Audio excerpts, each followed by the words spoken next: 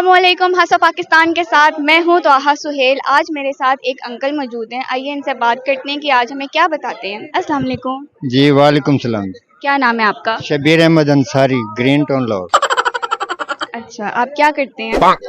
Carpenter की। अच्छा, carpenter हैं। तो कैसा चल रहा है आपका काम? शुक्र अल्लाह की जात का, हर हाल में खुश है। अच्छा, आपने मुझे ये बताएं, आपने जिंदगी में क्या खोया क्या पाया? You are a good question. मुझे जिंदगी में रब ने हर चीज दी है और हर चीज वापस भी ले ली।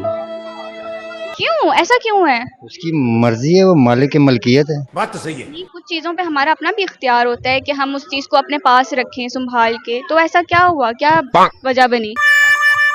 सबसे पहले तो बच्चे आए और चले गए। फिर कुछ अरसे बाद अल्लाह पाक से रो के गिड़गिड़ाए। बच्चे देने तो हमारे कंधों तक आए, वरना छोटी छोटी उम्र में वफात ना पाए। 7-8 साल की उम्र में ना बच्चा वफात पा जाता था। तो फिर उसके बाद मालिक ने दोबारा देने शुरू किया। अब बड़ी बेटी 27 साल की है, छोटा 24 साल का है, एक 20 साल का है, एक 16 साल की लड़की है, एक 13 साल का लड़का है। 3 लड़के और 3 लड़कियां इस टाइम। अच्छा, तो अब जब खुशियां देखने का टाइम आया तो बीवी वफात पा गई। 4 साल 3 माह हो गए हैं। आपकी लव मैरिज थी या arrange marriage? You are a good question. Love. क्या बात है सर। लव मैरिज थी। और अपनी लव स्टोरी की मुझे दास्तान सुनाएं, कैसे घर वालों को कन्विंस किया आपने?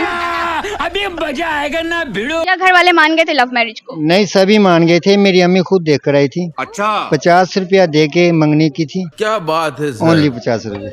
50 रुपए में मंगनी? हाँ जी, उस वक़्त के, उस वक्त? 1996 के।